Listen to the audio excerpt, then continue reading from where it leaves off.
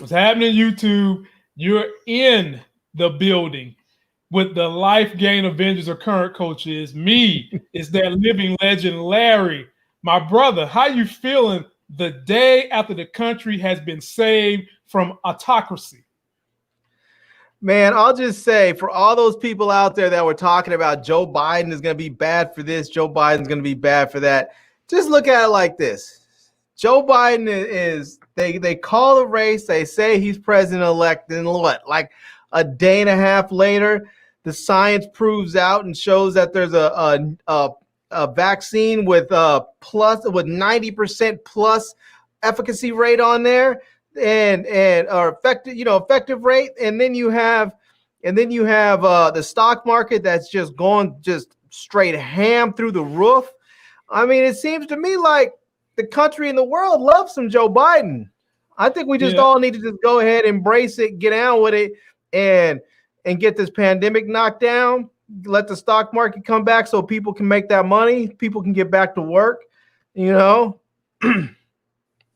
Well, having said all those nice things, in his opening monologue, he forgot to say one thing. Trump has not conceded, and by not conceding, he is tying up the transition team, ladies and gentlemen.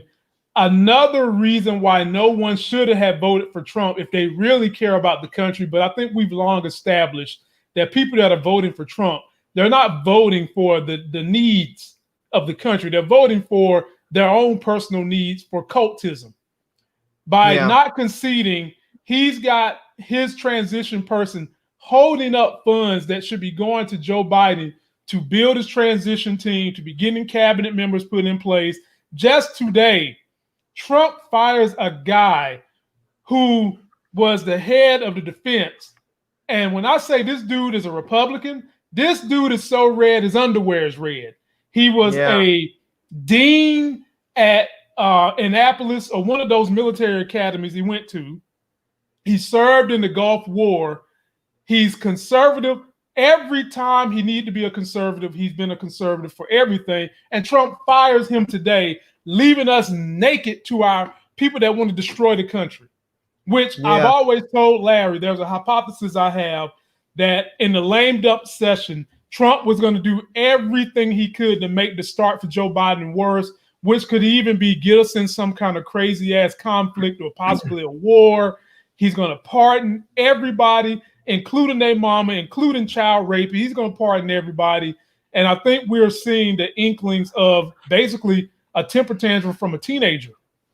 Yeah. And he's not done yet. There's talk that he's going to fire the director of the CIA and the head of the FBI. It really, what it sounds to me like, and it's a little scary, but it sounds like he's trying to get rid of everyone that could possibly stand in his way if he decides that he wants to try and declare martial law and put people on the streets and stay in power by force. It sounds to me like he's trying to get rid of all those people. I think it's even bigger than that. I think some of these people he's firing is because he knows the minute he's out of office, they're coming for him with them handcuffs. And some of these people he know is going to tell on him, because whether or not you guys want to admit it, there are some Republicans that do have some integrity. Some. I didn't say a lot. I said some. And the guy he just fired on a number of occasions had stood up to Trump. Even when Trump, I don't know if you remember, Larry, but do you remember when Trump wanted the troops marching outside the White House and all that bull jive? I do. The guy he fired. I just can't go there with you on that, man. I get it that they didn't allow him to have his stupid South Korean or Moscow, parade. But the fact of the matter is, they stood by. They were complicit during the last 4 years. They allowed kids, babies, to stay in cages. There are kids that are still separated from their parents, and they have no idea where they are. They are little babies in cages. And the number keeps going up. I cannot set that aside and say these senators were just these senators were there and they were complicit and they defended him incessantly, repeatedly, consistently. They defended this man and his heinous, vile, repugnant policies for 4 years. I mean, fuck the tax cuts and all that bullshit. We're talking about stuff like banning people on entering the country based on their religion, separating children from their parents. That is some fucking dark, evil bullshit, man.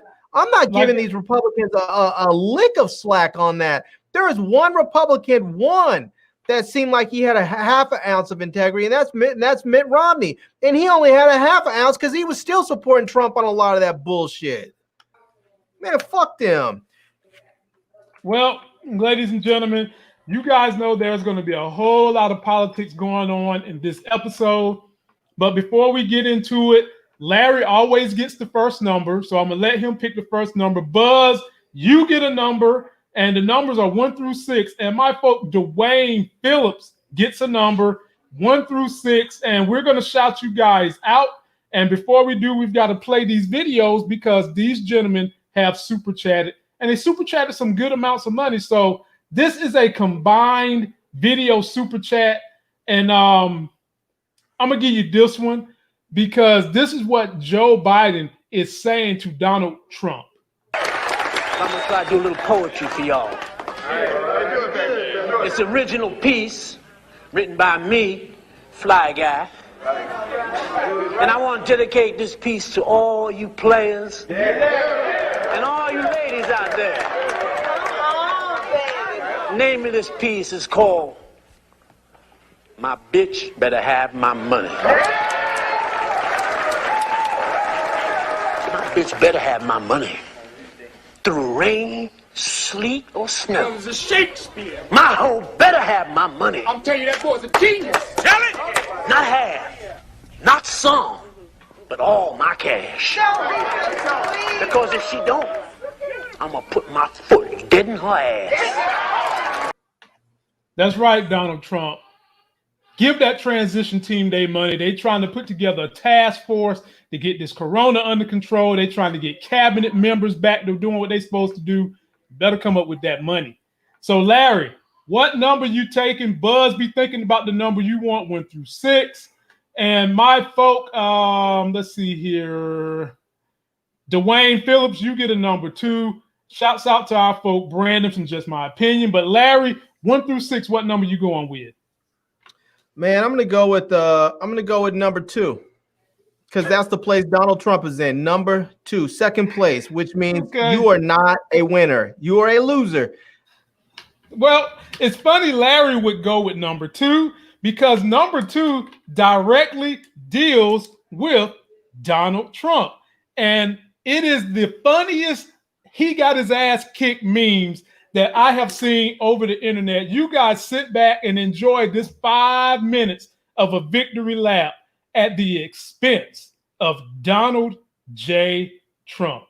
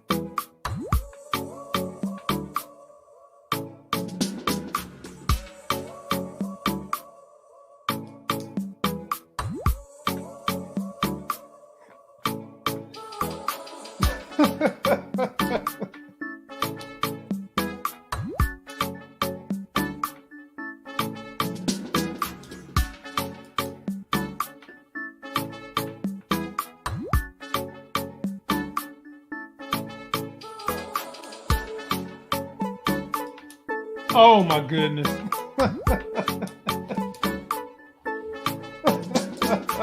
I do too.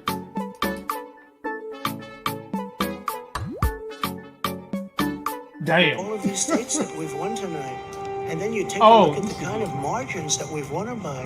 Frankly, we did win this election. Will you shut up, man? Listen, Mr. Vice President, I'm speaking. I'm speaking. On your left.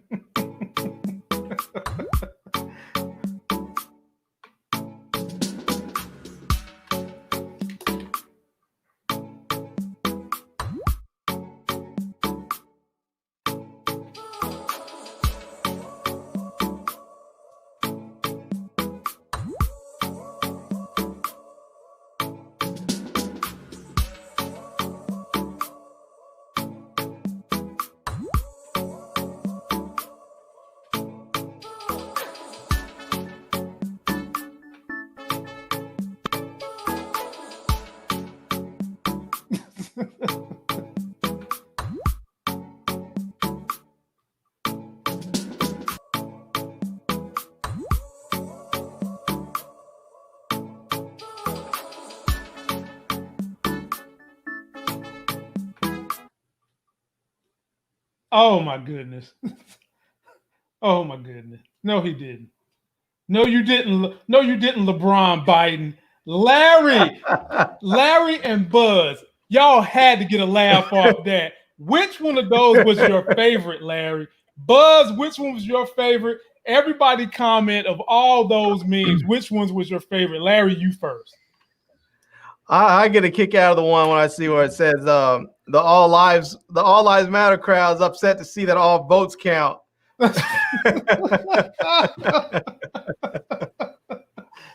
Oh my goodness, man. Oh, all votes matter. Oh, all votes matter. Yeah, because it seems like when you start talking about the lives that have been affected, they want to say all lives matter. And now all of a sudden that all lives get the chance to vote, they don't want all the votes to matter. And it's just pathetic, man. It's just pathetic that we had to get to this point and the guy still won't concede.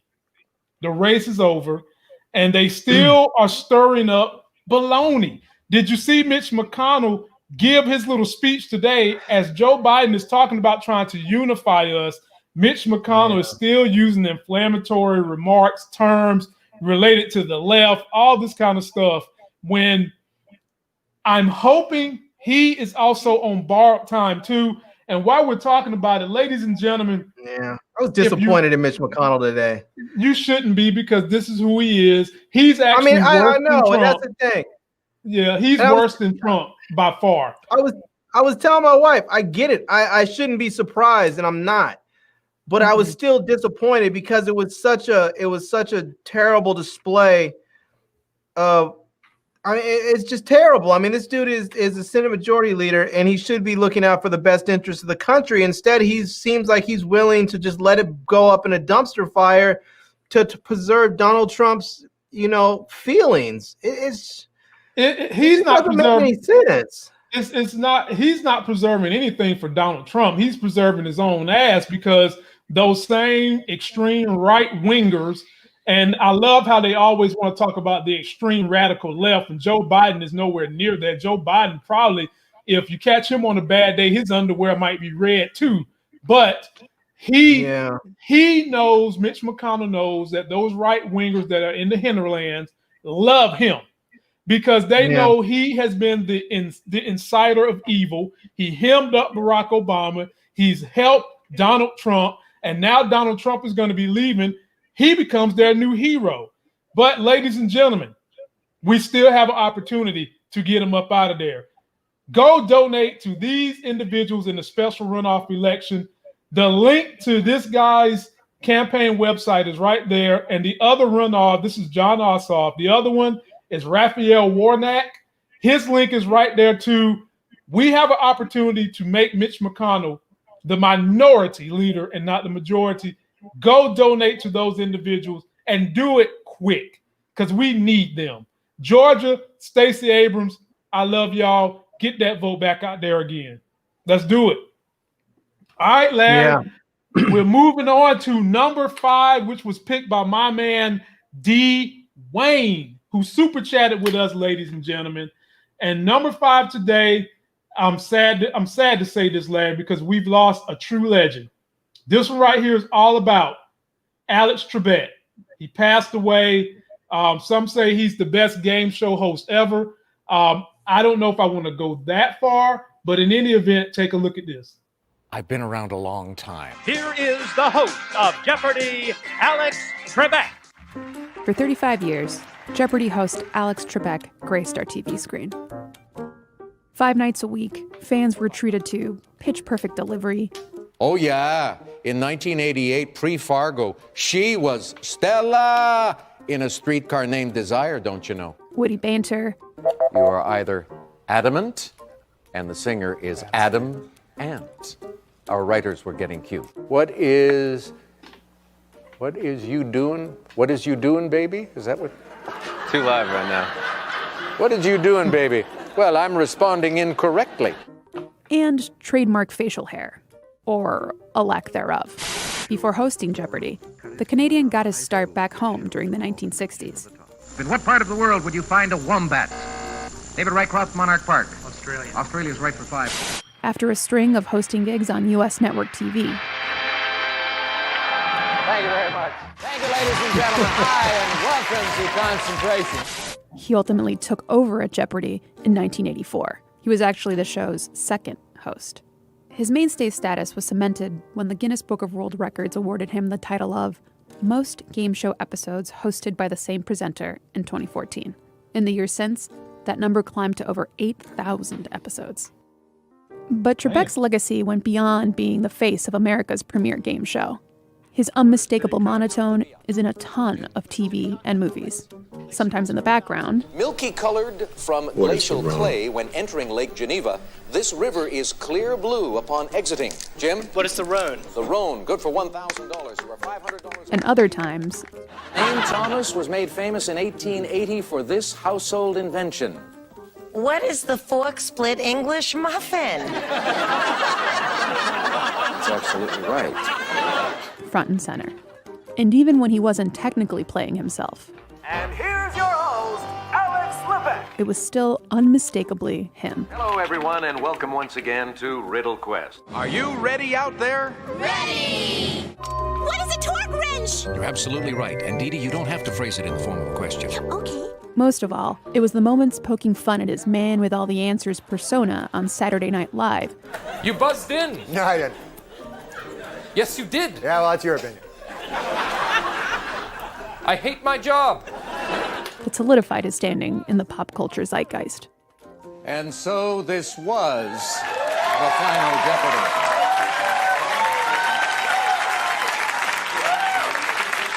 And what a ride it has been.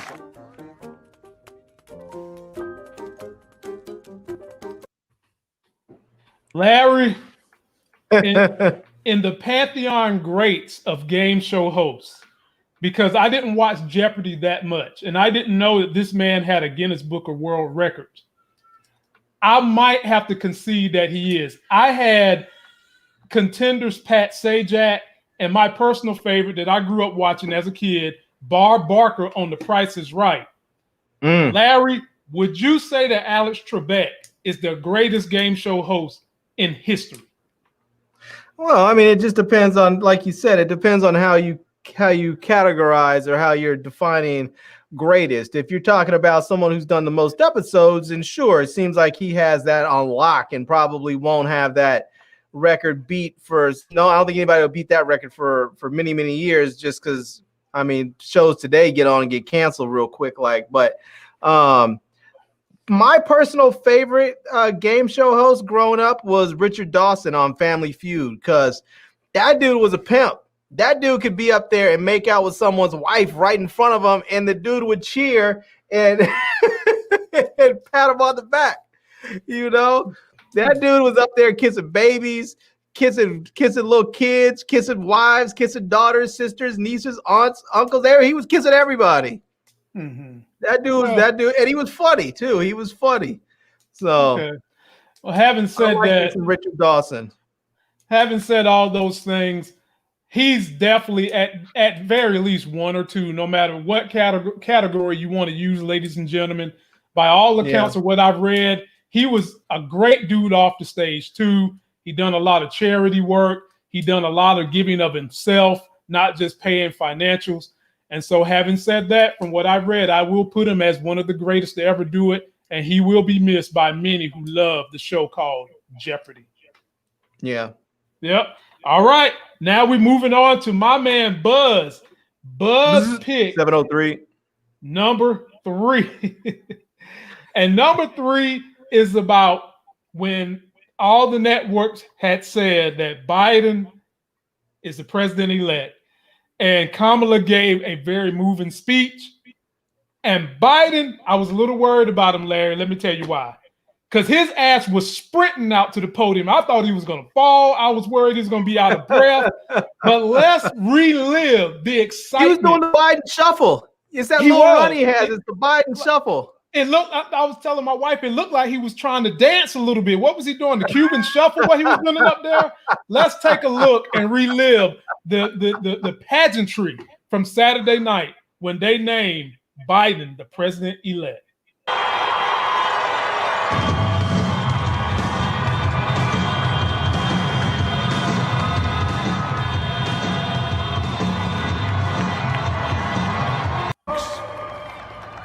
The people of this nation have spoken. They've delivered us a clear victory, a convincing victory, a victory for we the people. We've won with the most votes ever cast on a presidential ticket in the history of the nation. 74 million.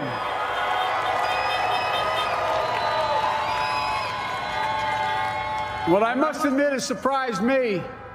Tonight, we're seeing all over this nation, all cities and all parts of the country, indeed across the world, an outpouring of joy, of hope, renewed faith in tomorrow. Bring a better day. To the American people who make up our beautiful country, thank you for turning out in record numbers to make your voices heard.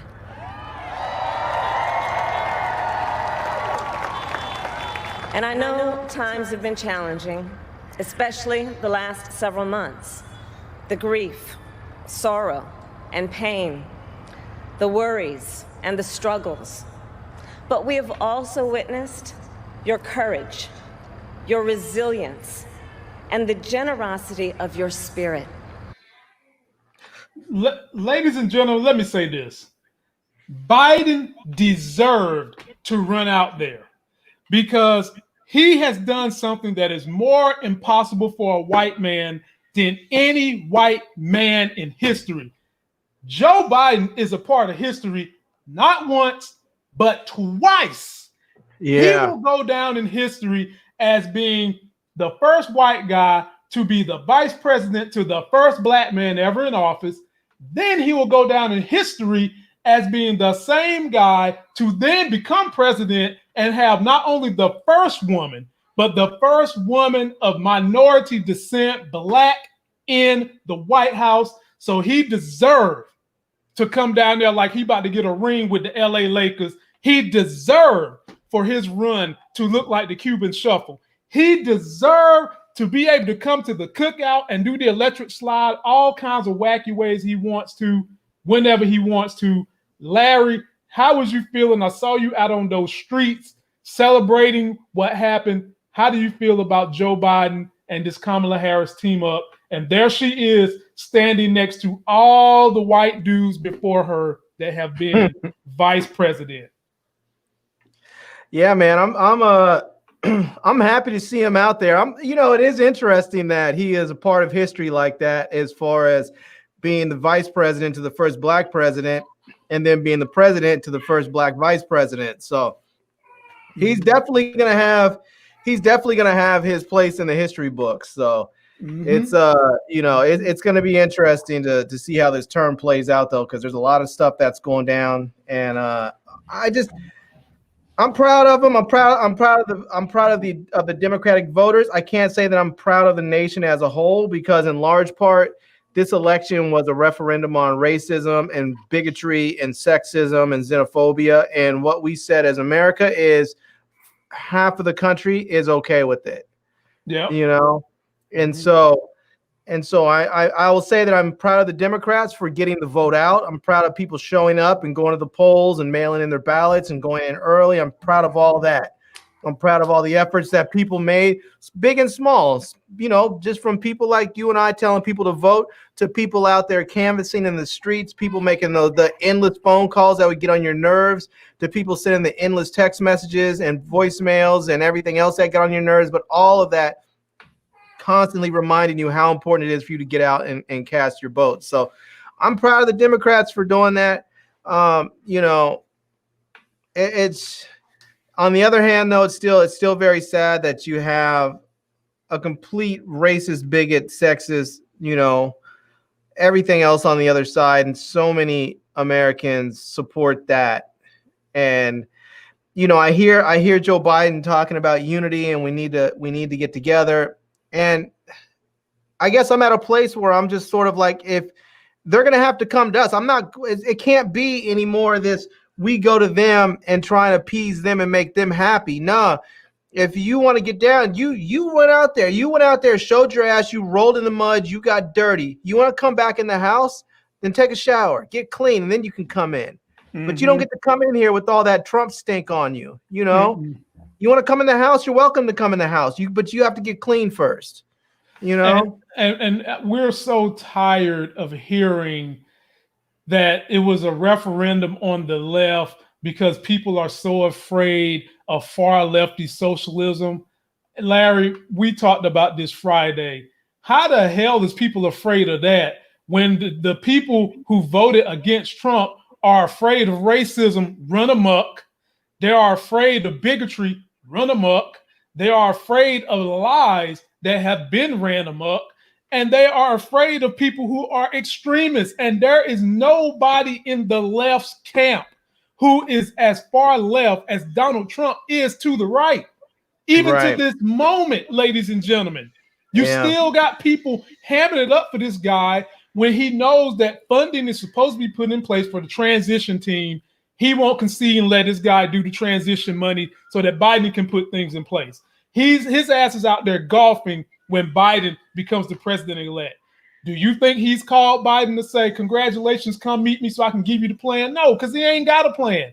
He's still firing people who have been stalwarts in the Republican Party right now, this day, ladies and gentlemen. And y'all voted for that. And someone said a startling thing to me, but I've been told, Crystal, my wife, the thing that scares me the most is that when me, her, you, Larry, well, Larry, not you per se, but us, when we leave this house, we could be walking and working next to people who like Trump based on the way the numbers went. 60% of white people voted for Donald Trump. Yeah. Now, you know who saved it? You know who saved the Democratic Party for Joe Biden, Larry? The same women who have been the backbone of this nation since they first brought them off the damn boat, Black women. Yeah. The same people, ladies and gentlemen. That's who saved this election, because the Black men went up for Trump. Because I guess, maybe Black is embarrassing and shameful. It's like they're voting for their own re-enslavement. I mean, because that's what those groups out there that are supporting Trump and he's out there calling to them, that's what they want. They want a second civil war so they can put things back the way they were. And if people don't understand the way things were meant that Black people were enslaved. Women were essentially enslaved because women back then were the property of their husbands, even though they couldn't technically be sold. A wife couldn't technically be sold. A daughter could, and if you weren't a land-owning male, you didn't vote. Nope. If you didn't, I mean, these people out there that are supporting this stuff, they seem to not really understand the history for which they are trying to get back to, because for most of those people, they would not have the rights that they have today if we went back then. They just wouldn't, because they're not wealthy landowning males. They're just, a bunch of them are women. They wouldn't be able to vote. They wouldn't be, and for all those people who are thinking like, oh, you're just being crazy, I just want you to think back to just not that far back in time, and how ridiculous it was and how much progress the left has dragged this country forward. Because there are simple things that, like when women couldn't vote. Or here's something that was really scary for women. How about that a woman could not be raped in a marriage. Yes. How about that one? And if you're married, North Carolina you could beat and rape your wife every night, and she could take you to court, and nothing would happen because they would, because by the law said you can't rape, a man can't rape his wife. It's impossible. According to the law, it can't happen. Doesn't exist. So I don't know what you're talking about. That's what we had in this country with these crazy ass right-wing white dudes. So if you want to go back to that, I mean, I don't know what kind of country you expect that you want to live in. That's just insanity.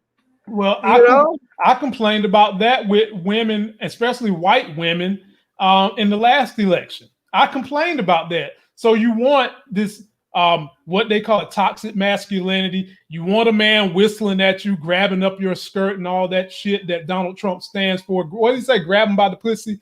I said that's what you want. And more people came out and voted for this. But if me and Larry start doing these things, they'll treat us like we Michael Vick and never let it go. They'll treat us like we've been dogfighting, and we'll be the villains forever, even though Trump has done all these myriad of things that are horrible. And ladies and gentlemen, we've got to ice this cake. I'm going to say this again. I'm going to put this up here for you guys to write this stuff down. You have got to give Biden the ammunition he needs in the Senate. We have got to win these 2 seats in Georgia. This is Raphael Warnock, and this is John Ossoff. Go donate to their campaigns. Help out Stacey Abrams, who deserves a cabinet seat, ladies and gentlemen. She deserves a cabinet seat. And Mitch McConnell has already said, which is why you have got to help out GA and get these votes in. Mitch McConnell has already said he's going to block any cabinet seats of extreme lefties, such as Stacey Abrams, such as Keisha Lance Bottoms, such as Pete Buttigieg. Larry, last I checked, and Susan Rice too, anybody I name is extreme left? Anybody? Did I just name any? They are a minority. If you're talking about being a woman and they're black or they're gay, then yeah, they're extreme to Mitch McConnell because they're a woman or a minority or gay. And so yeah, that's extreme to him. I mean, basically what Mitch McConnell is saying is he's not going to want anybody in there that's not a white male. If you're not a straight white male, he doesn't want you in there. And so I mean, this race in Georgia is going to be vitally important, and I hope to God that they get both of those seats. It will change the entire conversation in this country. It will change how things work and operate in this country. So we'll see how it goes. We'll see how it goes. Yeah, ladies and gentlemen, donate $5 if you can. Let's get these people off the ground. So the next one we talking about Mitch Dyan. Mitch Dyan's not going to do any good. It's not about the end. I mean, he is an unpatriotic, evil dude in a lot of ways. But him dying is not going to solve the problem, because all that's going to happen if he dies is that the governor of Kentucky is going to appoint another senator who's also going to be a Republican. So and because they would still end up holding the majority, the next person in line is just going to go ahead and take it. So, I mean, the way to solve the problem is to get more senators from the left, more Democratic senators. That's what we need. Yes, meaning go support that race in Georgia. $5 helps, ladies and gentlemen. Support that race. Now, moving on to number 6, which my man, DeAndre Lucas, picked number 6. And this one has to do with politics again, Larry. It's a wonder. This whole show just about is all political today. But this one is going to make you laugh as well. Ladies and gentlemen, if you missed Dave Chappelle on SNL, well, you've come to the right damn YouTube channel. Because even though they're going to block this as soon as me and Larry get off, they're not going to block it right now. So I want you guys to sit back, relax, and enjoy 5 minutes of Dave Chappelle roasting not only Trump, but white America that tried to keep an autocrat in office. Take a look.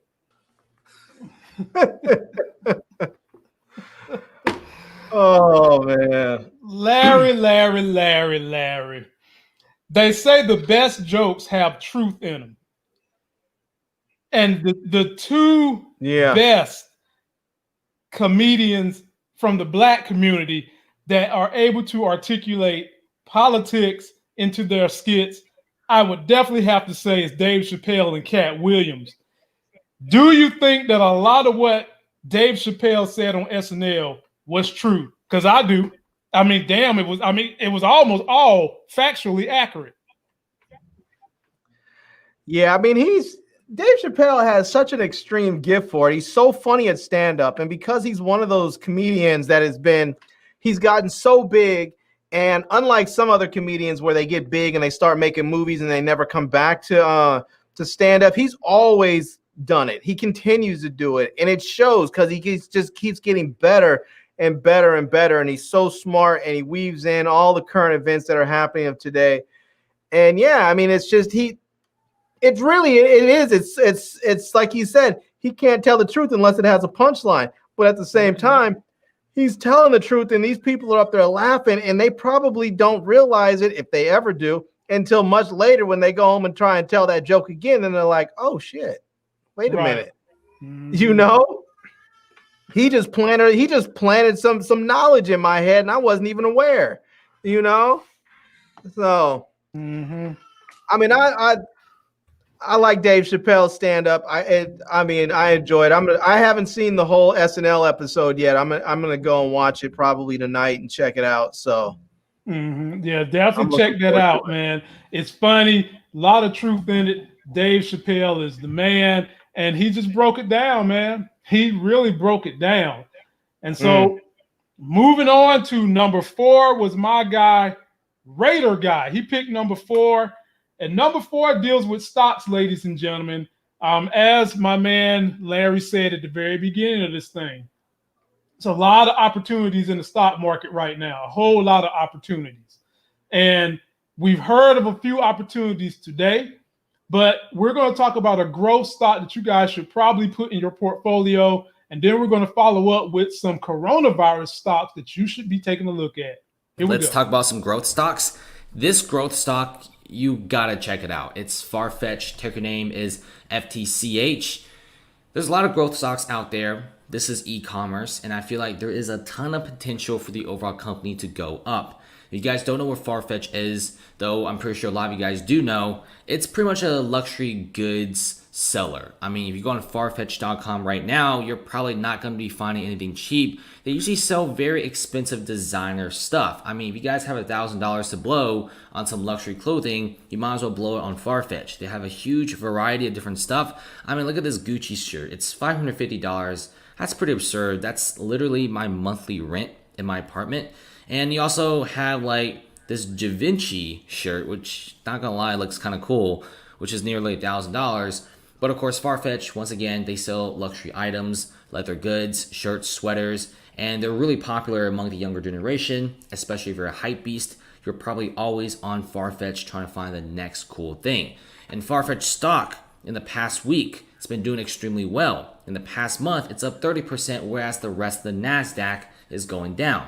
The past 5 years, it's like a Taco Bell shape. It IPO'd 2 years ago at $27. It dropped to a low point of $78, which is a Travis Scott burger meal price. And then it went all the way up to $34 a share, which is pretty impressive. And this was all in a span of less than 2 years. And so far, Farfetch, I gotta admit, pretty big successes. It almost feels like the overall pandemic changed things a lot. Remember, during the pandemic, a lot of people weren't really shopping outside. If you want to hit up the Louis Vuitton or Gucci store, you're gonna have to wait until a lockdown is lifted. And guess where people bought their stuff?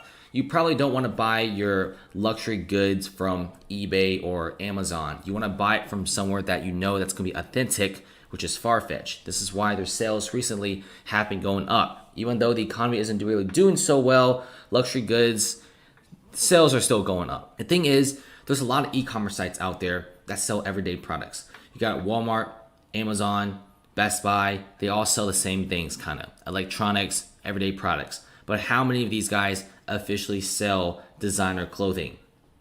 Not much. Just Farfetch, kind of. And this, even though this industry is somewhat niche, but if Farfetch could somewhat dominate the whole entire market, they could get all the cash. Remember, luxury spending is on the rise. Just feels like kids these days, when they get a couple A's on their report card, they ask for like a Burberry shoe or like a pair of Yeezys. And China, nonetheless, huge consumer of luxury products, Jokes aside, they have money and they love luxury goods. And this is why Tencent, JD.com, Alibaba investing so heavily in the overall company. Now, I feel like Farfetch, if they increase their revenue, if every single quarter they report good earnings, and if they report increased revenue in China, their stock is going to absolutely surge. Remember, there's no other company like Farfetch. It's pretty unique, like how Etsy is super unique. It's kind of like homemade goods and everyday sellers. It's kind of like how Amazon is pretty unique because they literally do, everything like logistics, streaming, website, e-commerce. So Farfetch is the perfect growth stock, especially. Yeah, ladies and gentlemen, I've been following and I own several of these websites that sell commerce. I own Shopify. I own Amazon. I own BigCommerce. I don't own Alibaba.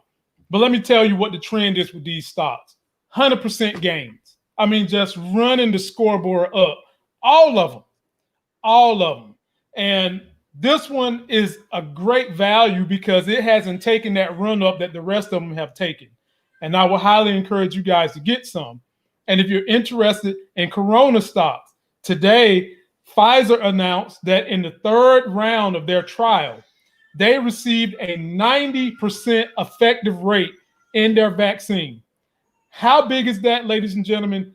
The flu shot is only 50%. That's how big this is. Smallpox was 75%, and we got rid of smallpox. If they can keep this up, the economy is going to start turning out. People are going to start getting hyped again. But ladies and gentlemen, now is the time to invest in your COVID stocks that are helping with the vaccine, such as Pfizer, such as Johnson & Johnson, such as a Merck, such as a Regeneron. Invest in those now. Don't worry about it. It's going to have ups and downs. Sit it away and just wait until they start passing out that vaccine. And you can also invest in the glass companies that make the valves for these because we need all that. We're in low demand on all that stuff. Then you can invest in the transportation companies that's going to have to deliver the vaccine at a pretty cold temperature. They're not going to be able to just deliver this thing in room temperature, ladies and gentlemen. There are some cryo delivery services out there you can invest in. Larry, which one of these do you have so that you can make sure that next year you come off like a fat cat? Man, I need to move some stuff around because I have like I think my only pharmaceutical joint right now is Moderna, and I'm not feeling them right now. Just sit on it. No. Just sit on it. Just sit on it. So I was actually thinking of getting rid of Moderna and moving over to Pfizer or Johnson & Johnson. Okay. And sitting on them. Okay. So yeah, that's a smart play. Moderna has frustrated me in the past too. Now, ladies and gentlemen, I'm going to warn you guys about these pharmaceutical stocks, except for Johnson & Johnson. That's my favorite one of all of them because they pay a dividend. They'll be high on the news of something in a trial, and then after that, they just kind of wither really low. That's how they do, except for Johnson & Johnson. Johnson & Johnson goes up, keeps going up, and they pay a dividend, which is why most of my investment in all these is in Johnson & Johnson, not just for the one-time boom of the COVID vaccine, but I also want to be getting some return on my money on a continuous monthly basis, and I like my stock to continue to grow. So Johnson & Johnson is my leader. That's the one that I have in my portfolio. You know, the thing that's interesting to me with some of these pharmaceutical companies, even though I know that people are thinking, well, eventually the whole COVID thing will pass and people will be vaccinated in maybe a couple of years and then these stocks will start to trail off. But I think the thing that's interesting is that this research that they're doing is really expanding out the possibilities of what pharmaceuticals can do for other viruses. And you have some viruses that we just have not conquered yet. I mean, HIV is still out there. I know people don't always think about it because, you know, you can get HIV now and take a regimen of drugs and it's you know, the viral load is so low, it doesn't show up in your system. You can basically live like Magic Johnson if you have enough money and health insurance. You can basically live for, you know, like a regular life forever, you know. But there's other things out there that cause, there are viruses that cause problems. You have stuff like herpes and what's the other stuff that they've been vaccinating kids for? HPV. HPV, and and you have hepatitis and all these other sorts of viral diseases that this sort of research that they've been working on, this sort of research can help out. And some of the research some of the things that they've used to get to this COVID vaccine is stuff that they were actually using when they've been looking for a vaccine and looking for a cure for HIV, and when they've been looking for a cure and for a vaccine for Ebola. And so there's all kinds of other viruses out there that may be affected by this. I'm not going to say that the COVID vaccine is going to work on Ebola, but some of these practices and some of the things that they're doing may actually help find a cure for Ebola or help find a vaccine for Ebola. So, And by the way, ladies and gentlemen, see how this all plays out. Also by far-fetched, e-commerce, the rich people still have money. It's been a K-shaped recovery for the rich people, and they have been buying stuff up left and right. Get you some of that far-fetched stock. And now it's not just rich people either. It's not even just rich people either. I was reading an article today, Lamont, saying that Americans are sitting on $2+ trillion of savings that from just from this whole COVID thing, because people haven't been able to go out. They're not going out and like, you think about all these young kids that I'm in the DC area. So I think about all these young kids that live in DC that work up on the hill that are making $120,000 a year, and they go out and blow $120, $200 a night having drinks with their friends like it's nothing. They don't think about it because they're making a lot of money.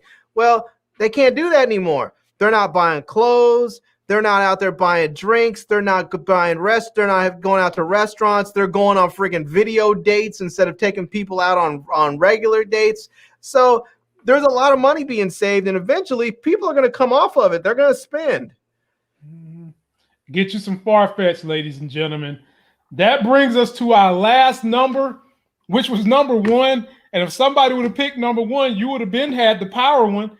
Ladies and gentlemen, a picture surfaced this weekend that showed Tommy with somebody on book 2.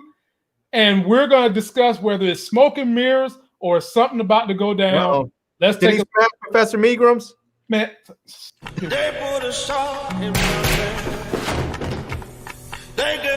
They set the house on my track. It was a good run, Proctor. This ain't fucking over. It is for you.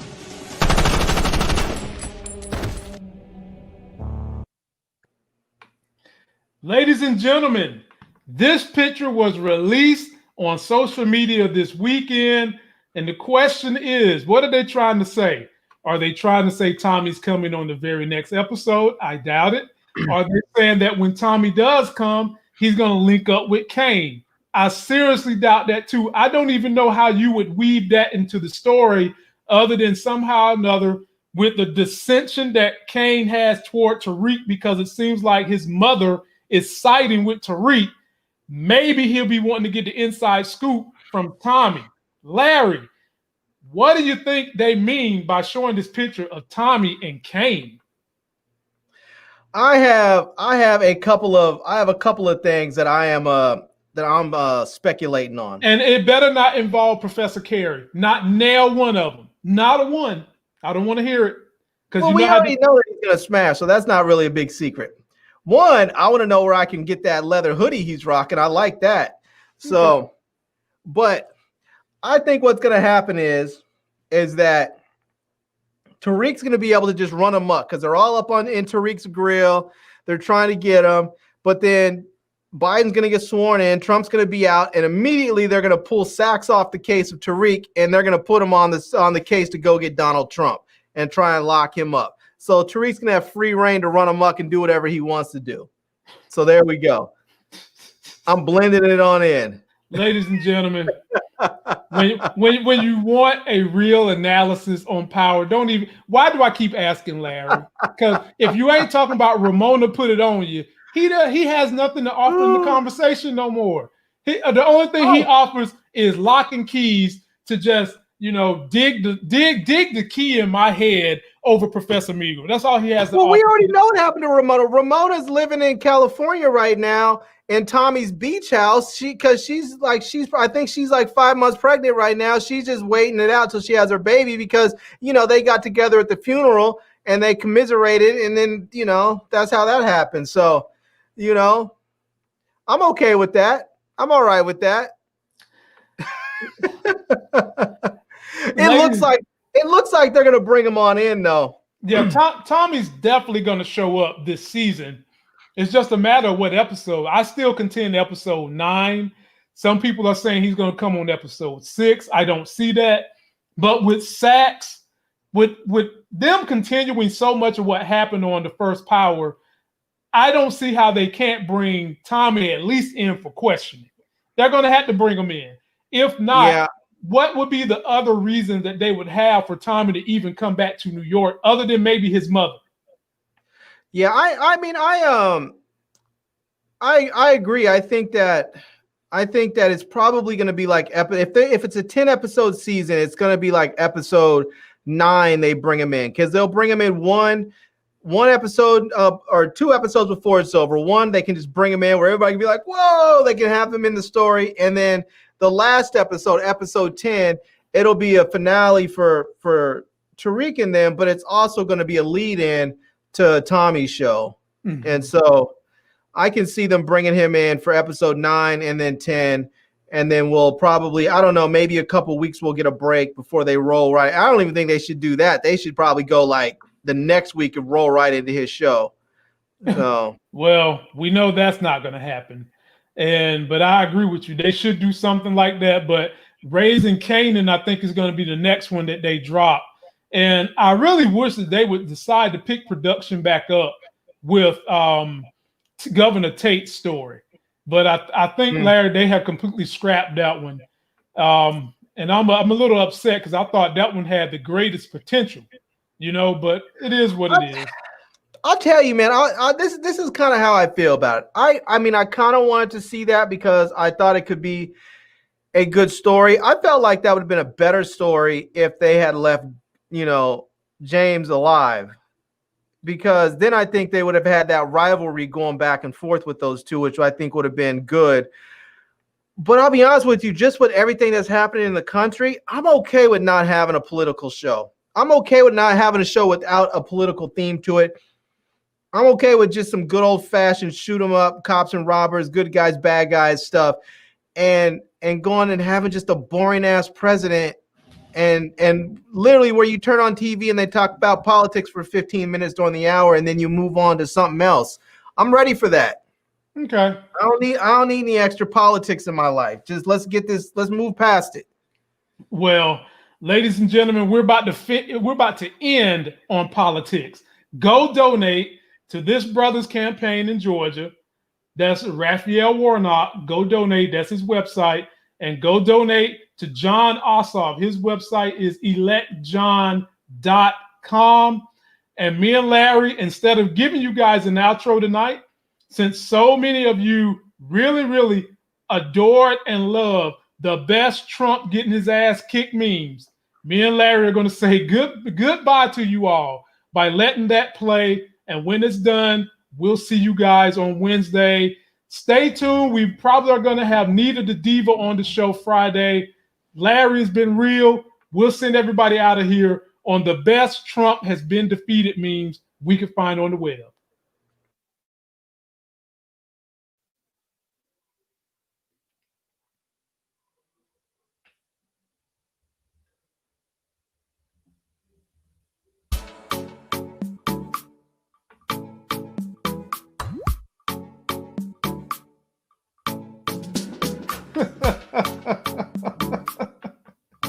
Oh my goodness.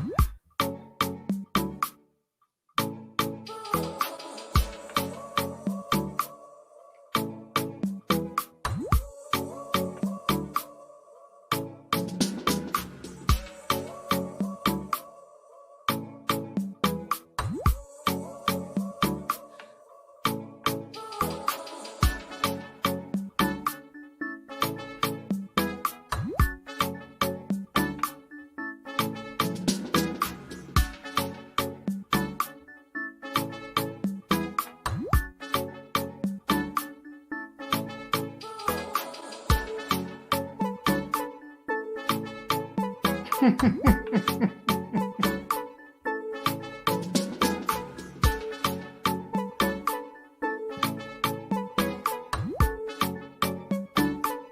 of these states that we've won tonight, and then you take a look at the kind of margins that we've won them by. Frankly, we did win this election. Will you shut up, man? Vice President, I'm speaking.